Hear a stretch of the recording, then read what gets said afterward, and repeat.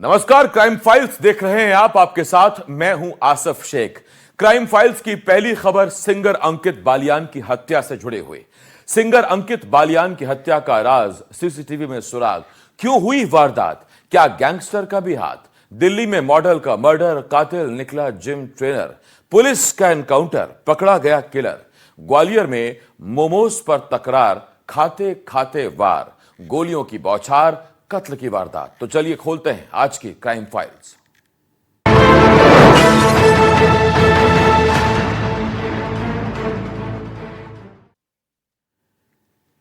Reel की दुनिया का वो खौफनाक संयोग जिसने हकीकत बनकर एक चमकते उभरते स्टार की जिंदगी हमेशा हमेशा के लिए खामोश कर दी। मर्डर मार दे सड़क के ऊपर, यह महज एक हरियाणवी गाने के बोल थे जिसे प्रमोट करते हुए यूट्यूबर और सिंगर अंकित बालियान ने अपने इंस्टाग्राम पर पोस्ट किया था। लेकिन इस वीडियो के महज कुछ ही घंटों के बाद ठीक उसी अंदाज में बीच सड़क पर ताबड़तोड़ गोलियां बरसाकर अंकित की हत्या कर दी गई। यूपी के शामली से आई सनसनीखेज वारदात ने हर किसी को हिला कर रख दिया। आखिर कौन थे वो चार हमलावर? हत्या से पहले और हत्या के ठीक बाद के दो बेखौफ सीसीटीवी फुटेज अब सामने आ रहे हैं। देखिए हमारी ये रिपोर्ट। खास बाई की बड़क के ऊपर मर्डर मार दे सड़क के ऊपर, जो खटकेगा वो भटकेगा।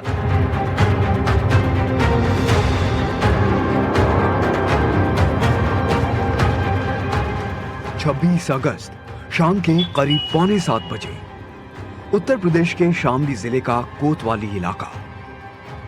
रोजाना की तरह 24 साल के मशहूर हरियाणवी सिंगर और यूट्यूबर अंकित बालियान जिम से वर्कआउट करके बाहर निकल रहे थे। अंकित को अंदाजा भी नहीं था कि मौत बाहर उनका इंतजार कर रही है। तभी दो मोटरसाइकिलों पर सवार होकर आए 4 नकाबपोश बदमाशों ने अंकित को घेर लिया और एक के बाद एक ताबड़तोड़ गोलियां दागनी शुरू कर दी। गोलियों की तड़तड़ाहट से पूरा इलाका दहल उठा। अंकित वहीं सड़क पर खून से लथपथ होकर गिर पड़े और मौके पर ही उन्होंने दम तोड़ दिया। अब जरा इस पहले सीसीटीवी फुटेज को ध्यान से देखिए। वारदात को अंजाम देने से ठीक पहले ये चारों आरोपी बेखौफ होकर सड़क पर घूमते नजर आ रहे हैं। उम्र महज 20 से 24 साल के आसपास और चेहरे पर कानून का जरा भी खौफ नहीं। वारदात को अंजाम देने के बाद का दूसरा सीसीटीवी फुटेज भी अब सामने आया है। इस वीडियो में चारों आरोपी हाथों में मोबाइल फोन लिए तेजी से भागते हुए नजर आ रहे हैं। हत्या के बाद की उनकी ये हरकतें कैमरे में कैद हो गई। लेकिन इस पूरे हत्याकांड में सबसे चौंकाने वाला मोड़ अंकित का वो आखिरी सोशल मीडिया पोस्ट है। अपनी हत्या से कुछ घंटे पहले ही अंकित ने अपने नए गाने बेबी बदमाश को प्रमोट करते हुए एक रील शेयर की थी जिसके बोल थे, मर्डर मार दे सड़क के ऊपर। खास बाई की बड़क के ऊपर मर्डर मार दे सड़क के ऊपर, जो खटकेगा वो भटकेगा। किसने सोचा था कि अपने गाने की जिस लाइन को अंकित गुनगुना रहे थे, कुछ ही घंटों में उनकी खुद की जिंदगी की कहानी भी उसी खौफनाक मोड़ पर जाकर खत्म हो जाएगी। अंकित बालियान के गानों में अक्सर बंदूकें, गाड़ियां और रंजिशें दिखाई देती थी, लेकिन वो रील की दुनिया का गन कल्चर अंकित के लिए रियल लाइफ में काल बन जाएगा, इसका किसी को गुमान नहीं था। खास बाई की बड़क के ऊपर मर्डर मार दे सड़क के ऊपर, जो खटकेगा वो भटकेगा। शामली में हुई इस सनसनीखेज हत्या के बाद उत्तर प्रदेश की स्पेशल टास्क फोर्स यानी एसटीएफ और लोकल पुलिस की कई टीमें एक्टिव मोड में आ चुकी हैं। सीसीटीवी फुटेज के सहारे जब पुलिस ने तफ्तीश आगे बढ़ाई तो पता चला कि चारों हत्यारे वारदात को अंजाम देने के बाद हरियाणा की तरफ भागे हैं। यूपी पुलिस अब हरियाणा पुलिस के संपर्क में है और एस्केप रूट को ट्रेस किया जा रहा है। अंकित के सिर पर कई नए प्रोजेक्ट्स का सपना था। अगले महीने 20 से ज्यादा नए गाने रिलीज होने वाले थे। बॉलीवुड में किस्मत आजमाने का प्लान था और गांव से जिला पंचायत का चुनाव लड़ने की तैयारी भी चल रही थी। लेकिन आपसी रंजिश, म्यूजिक इंडस्ट्री का कंपटीशन या फिर कोई और गहरी साजिश, आखिर किस वजह से इस उभरते सितारे को रास्ते से हटा दिया गया? 3 भाई बहनों में सबसे छोटे अंकित की मौत से परिवार में कोहराम मचा है। गांव बंटी खेड़ा से लेकर पूरे म्यूजिक वर्ल्ड में सन्नाटा है। सीसीटीवी में कैद ये 4 चेहरे अब पुलिस के रेडार पर हैं। लेकिन सवाल वही है, क्या ये किसी पुरानी रंजिश का नतीजा था या फिर सोशल मीडिया पर बढ़ती शोहरत से उपजी कोई दुश्मनी? फिलहाल पुलिस वायरल सीसीटीवी फुटेज के आधार पर दबिश दे रही है। अब देखना ये होगा कि खाकी कब तक इन चारों बेखौफ कातिलों की कलाई में हथकड़ी पहना पाती है। ऊपर जो खटकेगा वो भटकेगा। यूपी के शामली से एनडीटीवी के लिए पंकज कुमार की रिपोर्ट। कर दो जय बाबा की जय भारत। दिल्ली के तिलक नगर इलाके में हुई 21 साल की मॉडल मुस्कान की दर्दनाक हत्या के मामले में पुलिस को बड़ी सफलता मिली है। हत्या के बाद से फरार चल रहे आरोपी इमरान को दिल्ली पुलिस ने एनकाउंटर के बाद दबोच लिया। राजौरी गार्डन इलाके में हुई मुठभेड़ के दौरान आरोपी ने पुलिस पर फायरिंग भी की, जिसके जवाब में पुलिस की गोलियां उसके पैर में जा लगी। आइए देखते हैं एक तरफा प्यार, सनक और एनकाउंटर की इस खूनी दास्तान पर हमारी ये स्पेशल रिपोर्ट।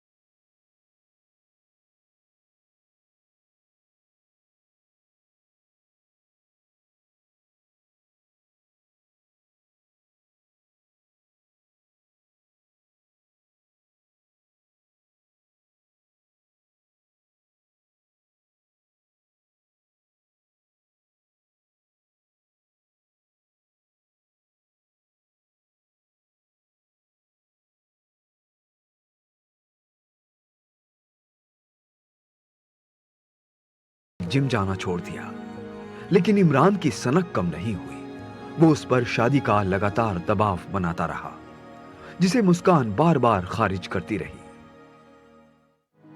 पुलिस की जांच में खुलासा हुआ कि इमरान पिछले 2 महीनों से मुस्कान से बेहद नाराज था। उसे शक था कि मुस्कान किसी दूसरे युवक से बातचीत करने लगी है। 20 अगस्त को दोनों एक होटल में भी मिले थे, जहां उनके बीच जमकर बहस हुई थी। कत्ल की रात से ठीक पहले आरोपी इमरान ने सोशल मीडिया पर लाइव वीडियो बनाकर खुदकुशी की धमकी दी थी, ताकि मुस्कान पर दबाव बनाया जा सके। जब उसकी ये साजिश नाकाम रही तो 26 अगस्त को, जब मुस्कान अपने घर पर अकेली थी, इमरान चाकू लेकर दाखिल हुआ और ताबड़तोड़ वार कर मुस्कान की हत्या कर दी। इस खौफनाक वारदात का पता सबसे पहले घर की मेड को चला।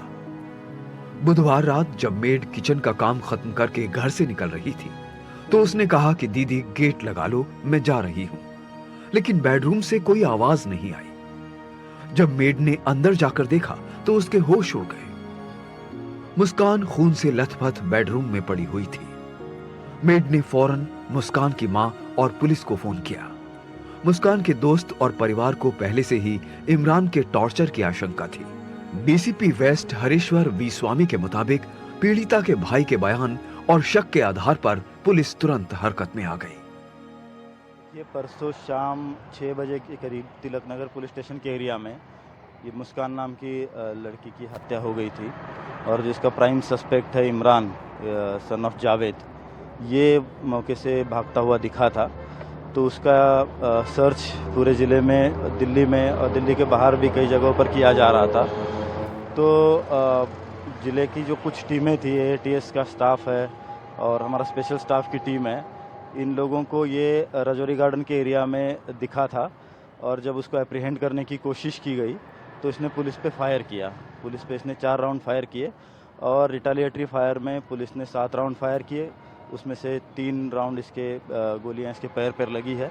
अभी वो फिलहाल हॉस्पिटल में है। एक तरफ जहां पुलिस एनकाउंटर में घायल इमरान का इलाज अस्पताल में चल रहा है, वहीं दूसरी तरफ पुलिस इस पूरी वारदात के हर छुपे हुए एंगल को खंगाल रही है। एक उभरती हुई मॉडल की जिंदगी को उसकी ही जान पहचान वाले ने सनक की भेंट चढ़ा दिया। पुलिस अब कोर्ट में मजबूत सबूत पेश कर आरोपी इमरान को सख्त से सख्त सजा दिलाने की तैयारी में जुट गई है। मुस्कान हत्याकांड में पुलिस ने महज कुछ ही घंटों के भीतर आरोपी इमरान को एनकाउंटर के बाद गिरफ्तार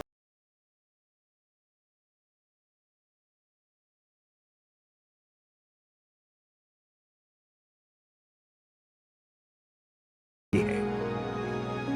दिल्ली से एनडीटीवी के लिए अभिषेक कपूर की रिपोर्ट। ग्वालियर की सड़कें उस वक्त रणक्षेत्र में तब्दील हो गईं जब सरेआम एक युवक की कनपटी पर गोली मारकर उसकी हत्या कर दी गई। मरने वाला युवक कोई आम शख्स नहीं था, बल्कि विश्व हिंदू परिषद के नेता का भाई था। हत्या के बाद बवाल मचना तय था। गुस्साए परिजनों और हिंदू संगठनों ने शव को सड़क पर रखकर ऐसा चक्का जाम किया कि पुलिस के पसीने छूट गए। नौबत लाठीचार्ज तक आ गई। आखिर आनंद नगर चौराहे पर उस रात ऐसा क्या हुआ था जिसने पूरे इलाके को छावनी में तब्दील कर दिया? यह रिपोर्ट देखिए।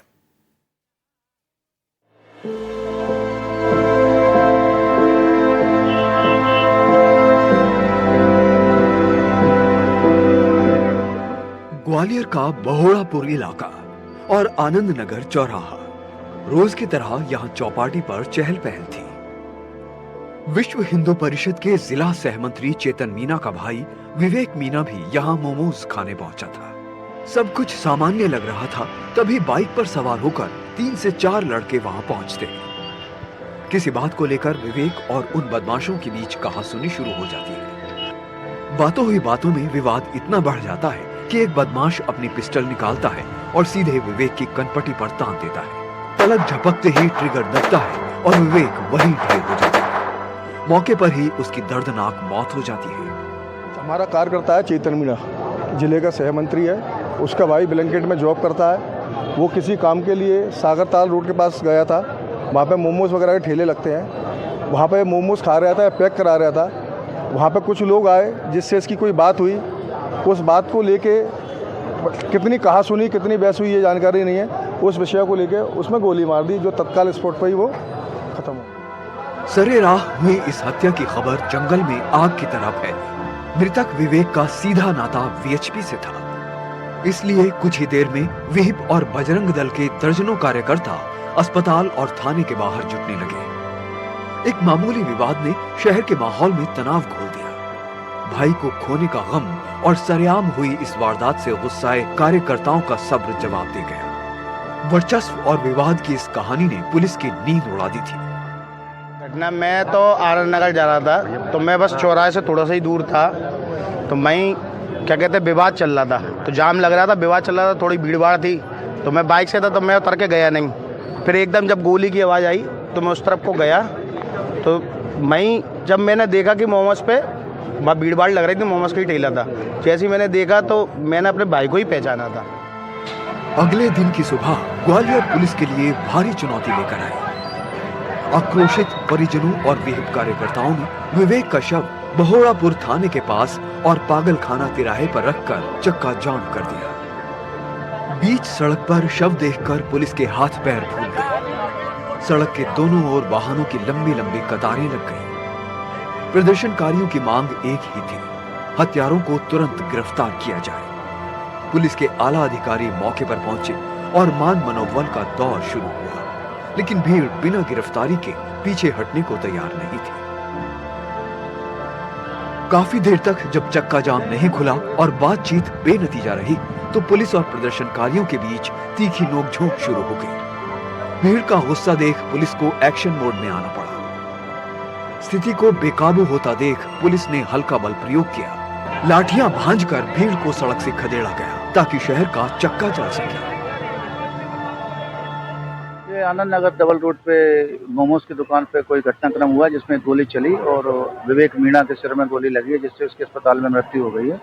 और किन लोगों ने गोली मारी उसकी जानकारी हासिल कर रहे हैं, अभी अज्ञात है।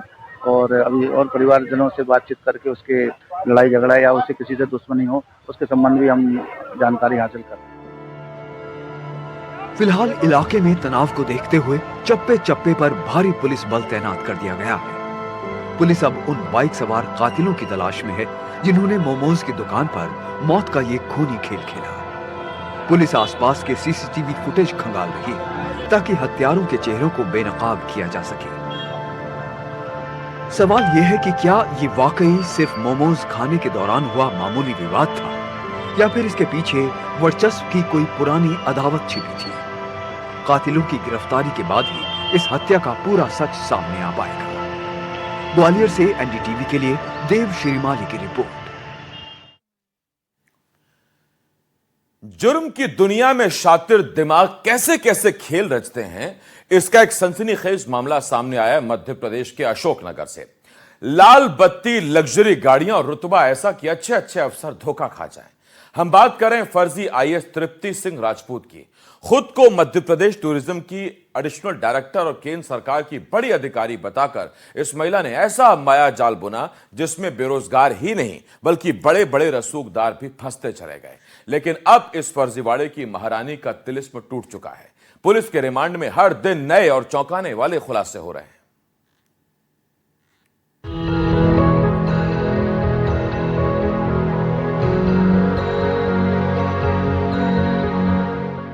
लाल बत्ती, लग्जरी गाड़ी और उस पर मोटे अक्षरों में लिखा भारत सरकार। इस इनोवा कार में बैठकर फर्जी आईएएस तृप्ति राजपूत और उसका भाई अपना रौब झाड़ते थे। चंदेरी पुलिस ने अब इस कार को बरामद कर लिया है। साथ ही गाड़ी चलाने वाले ड्राइवर को भी हिरासत में ले लिया गया है। लेकिन कहानी सिर्फ गाड़ी तक सीमित नहीं है। पुलिस ने जब तृप्ति की ससुराल में दबिश दी तो वहां से फर्जी आईएएस ट्रेनी के मोमेंटो और कई ऐसे सबूत मिले जो इस बात की गवाही दे रहे हैं कि ये कोई मामूली ठग नहीं बल्कि एक पेशेवर जालसाज है। पुलिस से साक्ष्य छुपाने की कोशिश में अब चंदेरी पुलिस ने मामले में धारा 238 भी जोड़ दी है। तृप्ति सिंह के द्वारा अपने आप को आईएएस अधिकारी बताया और नौकरी लगाने का झांसा दिया और इन लोगों से 2.5 लाख रुपए उस समय नगद फोनपे के माध्यम से इनसे लिए गए। इन चारों व्यक्तियों के साथ 9,80,000 रुपए की धोखाधड़ी की।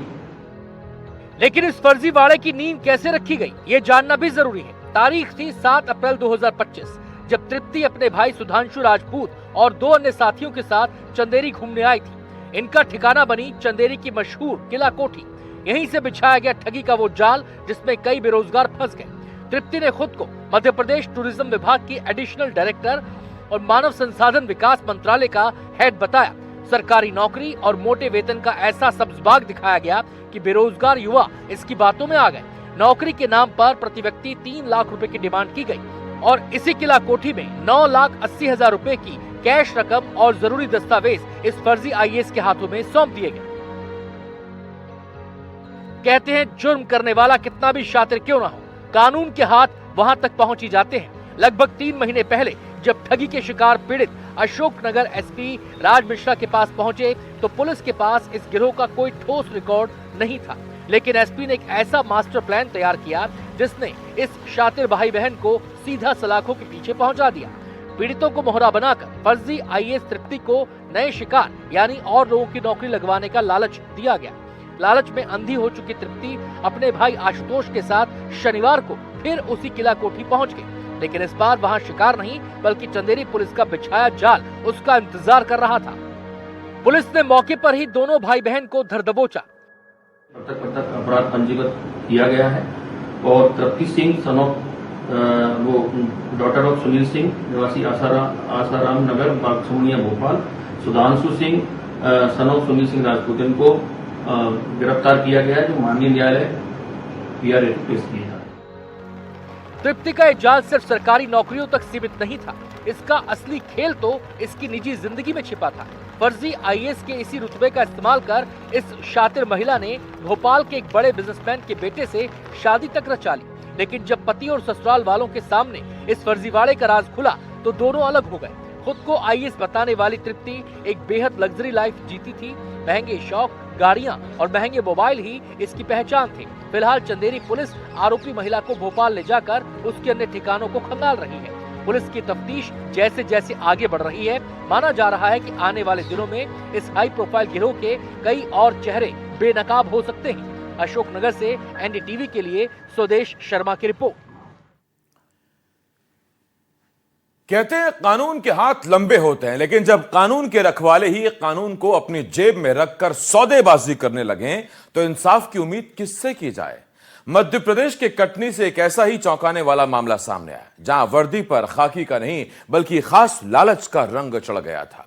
निलंबित सीएसपी नेहा पच्चीसिया, वो नाम जो कभी इलाके में रौब जमाता था, आज पुलिस की फाइलों में फरार आरोपी बनकर दर्ज है। हत्या के आरोपी को डराकर, दबाव बनाकर उसकी कीमती जमीन कौड़ियों के दाम अपनों के नाम कराने के संगीन आरोप में घिरी निलंबित सीएसपी पर अब कानून का शिकंजा कस चुका है। जबलपुर एसआईटी की टीम कटनी की गलियों में आरोपियों के ठिकानों पर ताबड़तोड़ दबिश दे रही है। देखिए ये रिपोर्ट।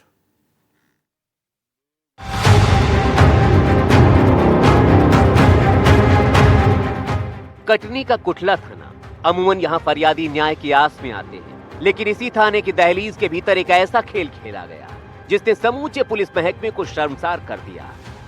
आरोप है कि हत्या के मामले में घिरे आरोपी पर पद और पावर का ऐसा खौफ बनाया गया कि वो अपनी जमीन सस्ते दामों पर बेचने को मजबूर हो गया, और ये सौदा किसी गैर के नाम नहीं बल्कि निलंबित सीएसपी नेहा पच्चीसिया के कथित करीबियों के नाम हुआ। मामला सामने आते ही हड़कंप मच गया।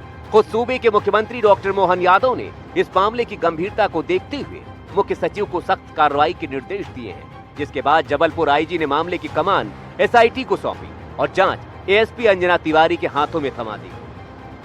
सवाल उठता है कि आखिर पुलिस नेहा पच्चीसिया को क्यों ढूंढ रही है। दरअसल भ्रष्टाचार निवारण अधिनियम और धोखाधड़ी की संगीन धाराओं में मामला दर्ज होने के बाद से ही निलंबित सीएसपी और उसके सहयोगी पुलिस की रडार पर हैं। गिरफ्तारी के डर से बौखलाई निलंबित अधिकारी ने जिला न्यायालय में अग्रिम जमानत की गुहार लगाई है। 24 और 25 अगस्त को अदालत में दोनों पक्षों की ओर से तीखी बहस हुई, दलीलें दी गई, लेकिन राहत नहीं मिली। अदालत ने अग्रिम जमानत याचिका पर सुनवाई की अगली तारीख 29 अगस्त मुकर्रर कर दी है। कोर्ट से तारीख मिलते ही एसआईटी का एक्शन मोड चालू हो गया। दोनों आरोपी जो बनाए गए हैं नेहा पच्चीसिया के अलावा जो और भी मारूफ अहमद हंफी और एक अन्य जो है 3 आरोपी भूमिगत हो गए हैं। एसआईटी ने उनकी जो है उनको पकड़ने का प्रयास तेज कर दिया है। कटनी में भी लगातार कई जगह दबिश दी जा रही है। वहीं जो है भ्रष्टाचार निवारण अधिनियम के तहत जो मामला दर्ज हुआ है उस पर भी जबलपुर की जो एडिशनल कलेक्टर हैं अंजना तिवारी, वह भी इस पर जांच कर रही हैं। 2 तरह से जांच हो रही है। हालांकि नेहा पच्चीसिया ने अपने अग्रिम जमानत के लिए कोर्ट में आवेदन दिया है। जबलपुर एसआईटी ने आरोपियों को दबोचने के लिए कटनी में ही डेरा डाल दिया है। पुलिस की टीमों ने निलंबित सीएसपी समेत मामले से जुड़े 2 अन्य आरोपियों के संभावित ठिकानों पर एक साथ दबिश दी। जब पुलिस की टीम जमीन अपने नाम कराने वाले सही आरोपी मारूफ अहमद हनफी के ठिकाने पर पहुंची तो वहां दरवाजे पर भारी भरकम ताला लटका मिला।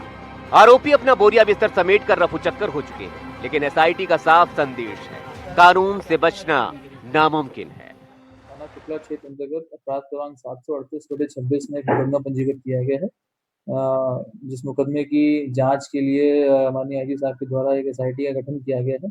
एसआईटी के द्वारा विवेचना के क्रम में जो भी वैधानिक कार्रवाइयां हैं वो कराई जा रही हैं और इसमें आगे कार्रवाई की जाएगी। एक तरफ 29 अगस्त की वो तारीख जिस पर अदालत में अग्रिम जमानत का फैसला होना है, तो दूसरी तरफ एसआईटी की वो टीमें जो शहर शहर आरोपियों की परछाई का पीछा कर रही हैं। वर्दी का रसूख अब ढल चुका है और कानून की तलवार लटक रही है। अब देखना ये होगा कि 29 अगस्त को अदालत से राहत मिलती है या फिर एसआईटी की टीम निलंबित सीएसपी और उसके सहयोगियों को सलाखों के पीछे पहुंचाती है। कटनी से एनडीटीवी के लिए राम बिहारी गुप्ता की रिपोर्ट। और यहां एक छोटे से ब्रेक के लिए हमें रुकना होगा, बहुत जल्द लौट रहे हैं।